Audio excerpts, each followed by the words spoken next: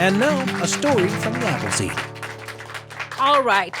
So I was thinking about sharing with you an Aztec myth from Mexico. And a little bit about this story is divided in two. And we start with a hungry goddess, and then we move on to the way the Aztecs interpreted how their world was made in different cycles. And there are, of course, two main characters, one called Quetzalcoatl. Can you repeat it for me? Okay, pretty good. And the other one is Tezcatlipoca. Tezcatlipoca. Yes, you got it. You guys are already experts in Nahuatl then. Good.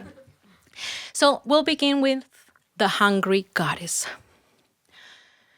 In the place where the spirits lived, there was once a goddess in need.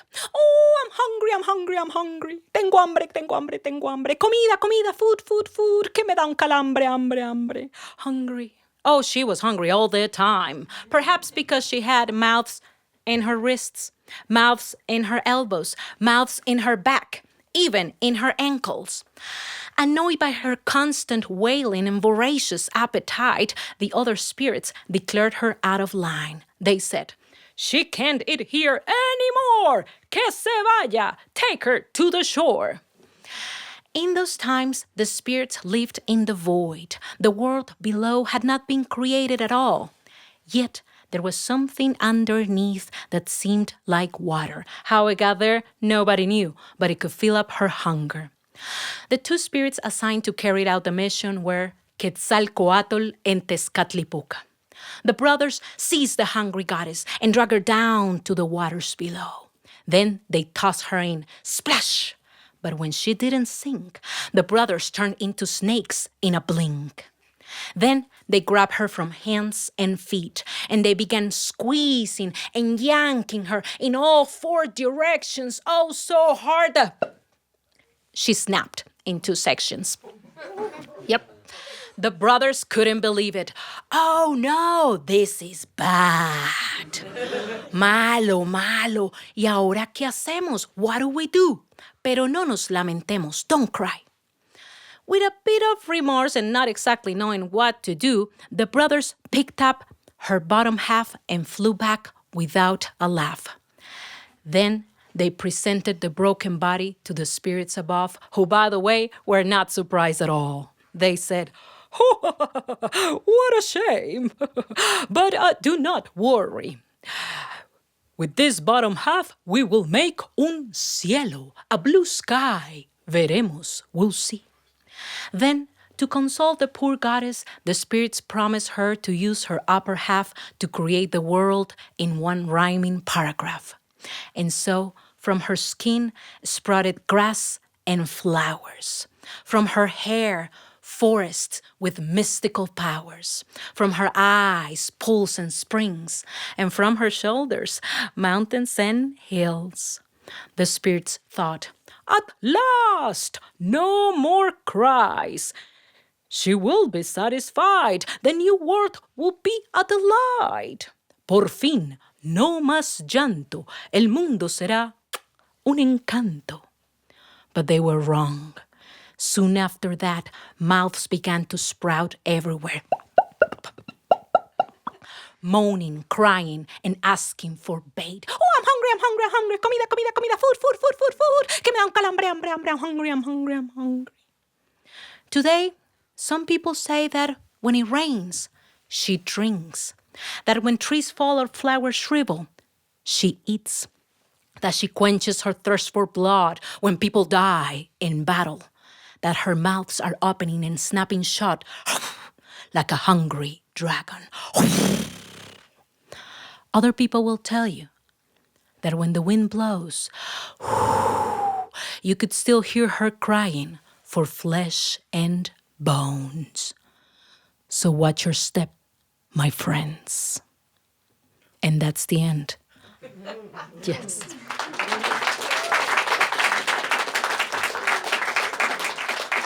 Now, we move on to the second part of the story when the Aztecs explain how their world was made in different cycles. And this normally is called the 5 suns. After the earth had been stretched over the waters and shaped into mountains and valleys, the brothers, the spirits, began to gather up light to make the world and end the night.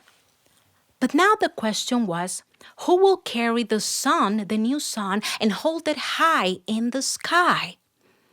Tezcatlipoca, who thought he was as fierce and strong as a jaguar, said, I am the spirit of the hour. And without consulting with the other spirits, he simply snatched the ball of light, tied it on his back, and leaped into the sky. The other spirits thought, ¿Qué más da? Let him be. Tezcatlipoca es fuerte. He's strong. If we say anything, we risk la muerte. So the spirits moved on with their creation, and they made the first people. But the first humans turned out to have humongous hands, gigantic heads, enormous feet. Those were giants and not exactly athletes. I mean, they were so big that when they fell, they were like helpless seashells. They couldn't even bend to scratch their knees. If they tried, they would tip over and then cry, please! To make matters worse, the new sun, Tezcatlipoca's sun, was not very bright, often casting more shadows than glimmers of light.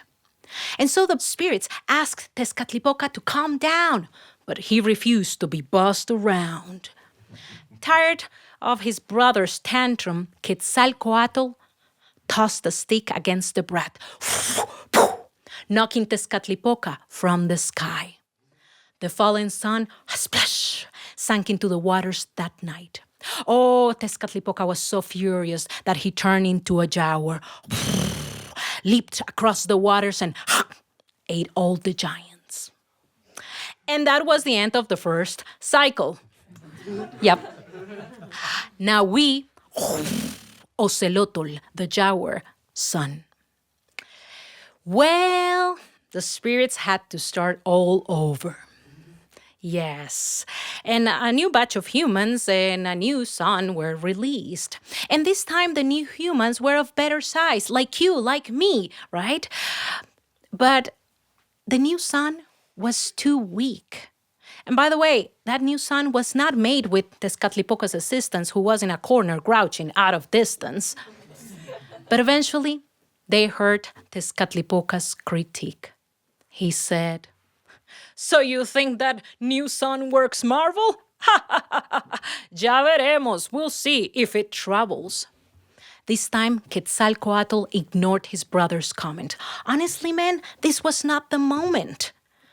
But Tezcatlipoca hated that, and so he came running, and he pushed his brother to the ground. Soon both spirits were wrestling around. And so, from their fight, strong winds and hurricanes came that blew the sun away and reshaped the world again. Those people who ran fast, well, they began to bend over. The spirits knew this batch of humans will never recover. And so from their hunchbacks and aching knees, they were turned into monkeys, apes, and chimpanzees. And that was the end of the second cycle. Now we, Ehecatl, the wind sun.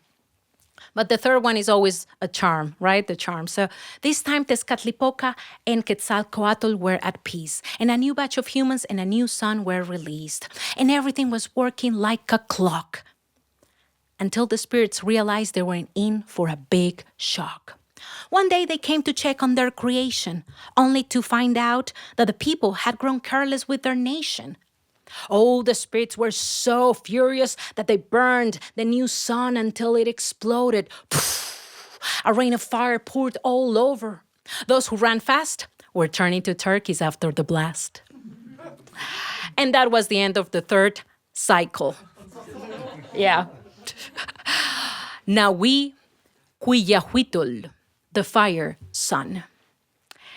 Well, this time, the spirits decided to make the rain god's wife the new sun. But this was a silly decision. She turned out to be a drippy vision.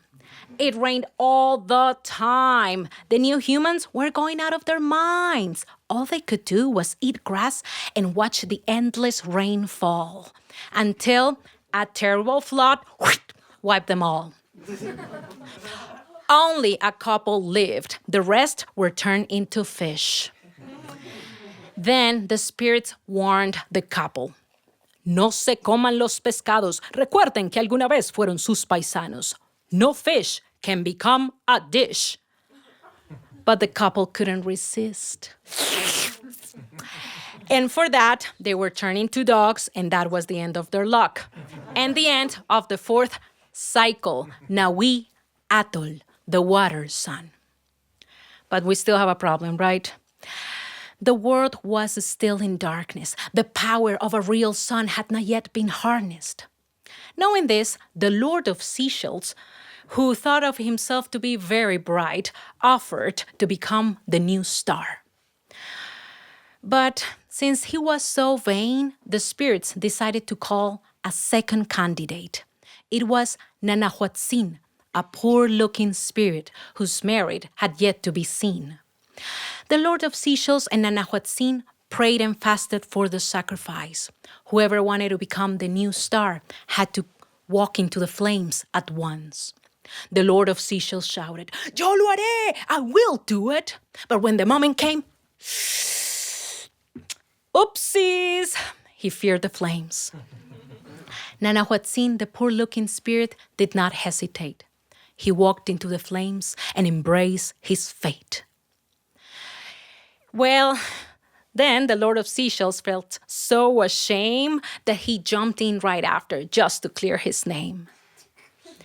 Then the spirits waited for a while, and soon they saw 2 suns rising in the horizon.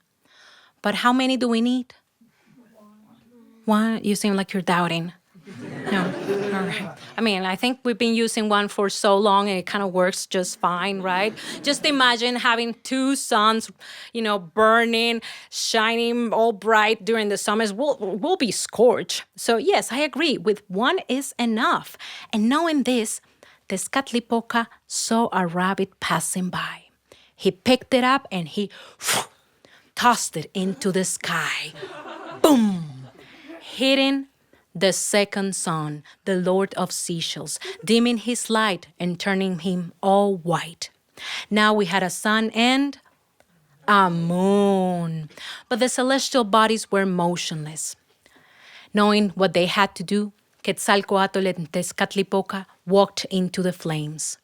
And one became the energy that runs our days, while the other became the energy that runs our nights and is changing ways. And this is the cycle in which we all live. El Quinto Sol, the 5th sun, Naui Ojin, the sun of movement. Now, for those of you wondering what happened with the humans during this cycle, all I can say is that their bones were recycled. But that's a story for another time. Thank you. Thanks for joining us for a story from the Appleseed.